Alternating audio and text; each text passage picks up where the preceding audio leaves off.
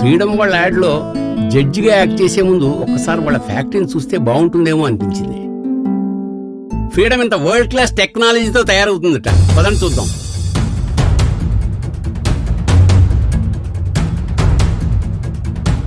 ఎక్కడ చేత్తో ఉంచుకోకుండా ప్యాకింగ్ చేస్తున్నదే.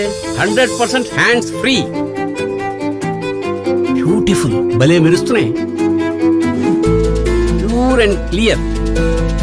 ప్రతి దశలోనూ ఆటోమేషన్ ఉంది. I'm impressed.